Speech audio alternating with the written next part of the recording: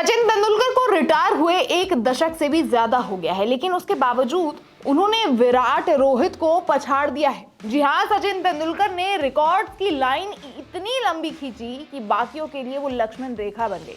जी हाँ, विराट कोहली भी सचिन तेंदुलकर का रिकॉर्ड नहीं तोड़ पाए। उन्होंने अपने नाम ऐसे ऐसे रिकॉर्ड दर्ज किए हैं जिसे टाइमलेस करार दिया जा सकता है। क्या है पूरा मामला, आइए आपको बताते हैं।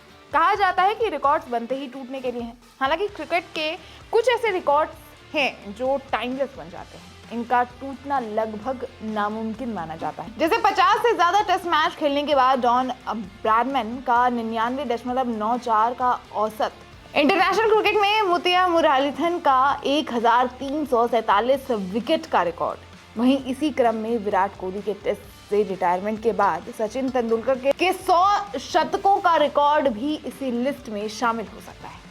वैसे सचिन के कारनामे से विराट सिर्फ 18 शतक ही पीछे हैं, लेकिन टेस्ट को अलविदा कहने के बाद उनके लिए अब 100 शतकों का जो ये टारगेट है वो क्लियर कर पाना इतना आसान तो नहीं है। मतलब 100 शतकों तक पहुंचना बेहद मुश्किल होगा।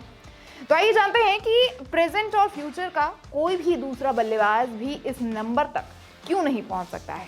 पिछले साल भारत को चैंपियंस बनाने के लिए विराट ने T20 इंटरनेशनल से संन्यास ले लिया था। अब उन्होंने टेस्ट को भी अलविदा कह दिया है।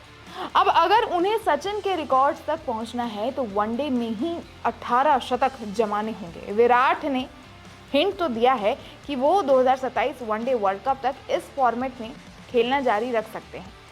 लेकिन विराट वनडे के में अगर हम बात करें तो उन्होंने लगभग एवरेज अगर उनकी निकालें तो 6 पारियों में वो 1 शतक जमा देते हैं।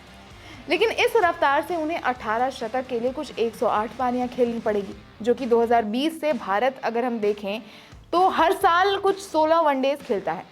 अब इस लिहाज से अगले वर्ल्ड कप भारतीय टीम मुश्किल से 40 से 50 मैच खेल पाएगी। तो विराट के लिए अगर सभी मुकाबले अगर वो खेल भी लेते हैं तो भी वो ज़्यादा से ज़्यादा 7 से 8 शतक ही बना पाएंगे।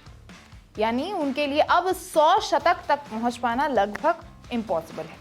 बता दें कि सचिन के महा रिकॉर्ड्स के आसपास कोई भी नहीं है। तूफानी बल्लेबाजों की भी अगर बात करें तो फिलहाल सचिन के इस रिकॉर्ड के आसपास भी यानी किसी का भी 100 शतकों तक पहुंच पाना बहुत मुश्किल दिख रहा है। जबकि रोहित शर्मा की भी बात करें तो 49 शतक उन्होंने बनाए हैं।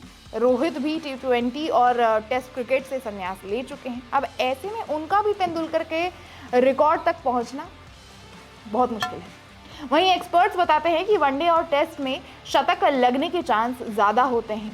T20 में शतक बनाना आसान नहीं होता है, क्योंकि इस फॉर्मेट में बैटर्स को तेज़ी से रन बनाने होते हैं और ऐसे में आउट होने का भी रिस्क ज़्यादा हो जाता है। वहीं दुनिया भर के युवा बल्लेबाजों की भी बात करें तो 30 साल से कम उम्र का कोई भी ऐसा बल्लेबाज नहीं है जो 30 शतक अभी तक बना चुका हो।